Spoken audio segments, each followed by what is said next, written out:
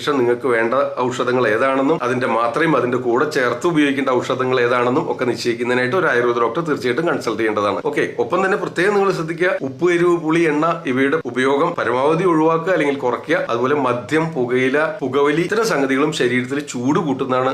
കൂടെ മൂത്രനാളി സംബന്ധമായ രോഗാവസ്ഥകൾ ഉള്ളവരാണ്, പ്രത്യേകിച്ച് വെള്ളം കൂടി കുറവാണ്, പ്രത്യേകിച്ച് ചൂട് കാലമാണ്. അതുപോലെ മൂത്രനാളി സംബന്ധമായ എന്ത് രോഗാവസ്ഥകളായിട്ടാണെങ്കിലും രോഗികൾ കൺസൾട്ടേഷന് വരുമ്പോൾ ഞാൻ അവരോട് പൊതുവെ പറയാറുള്ള ചില സംഗതികൾ കൂടെ അവിടെ കൂട്ടിച്ചേർക്കാം. അതായത് ഔഷധങ്ങൾ നിങ്ങളുടെ രോഗാവസ്ഥയ്ക്കും രോഗപ്രകൃതിക്കും ദേഹപ്രകൃതിക്കും അനുസരിച്ച് വ്യത്യസ്തങ്ങളായിരിക്കും. ഒരേ മരുന്നുകളായിരിക്കില്ല പലപ്പോഴും പലർക്കും. ഓക്കെ. എല്ലാവരോടും പൊതുവെ പറയാറുള്ള ചില സംഗതി എന്താണെന്ന് വെച്ച് കഴിഞ്ഞാൽ, നമുക്ക് വാഴപ്പിണ്ടി ഉണ്ടല്ലോ, നമുക്ക് കേരളത്തിലെ അവസ്ഥ വെച്ച് നമുക്ക് സുലഭമായിട്ട് ലഭിക്കുന്ന ഒരു സംഗതിയാണ്. വാഴപ്പിണ്ടി ഇടിച്ചു പിഴിഞ്ഞ നീര് 1 ഔൺസ് പതിവായിട്ട് ഇത്തരം രോഗികളോട് രാവിലെ വെറും വയറ്റിൽ കഴിക്കാനായിട്ട് നിർദ്ദേശിക്കാറുണ്ട്. ഇത് നിത്യേന കൃത്യമായിട്ട് പതിവായിട്ട് ശീലിക്കുകയാണെങ്കിൽ അവർക്കൊരു ആശ്വാസം ലഭിക്കാനായിട്ട് സഹായിക്കാറുണ്ട്. അതുപോലെ തന്നെ വാഴപ്പിണ്ടി മുതിരയും കൂടെ തോരൻ വെച്ച് പതിവായിട്ട് കഴിക്കാനായിട്ട് നിർദ്ദേശിക്കാറുണ്ട്. പിന്നെ നമ്മൾ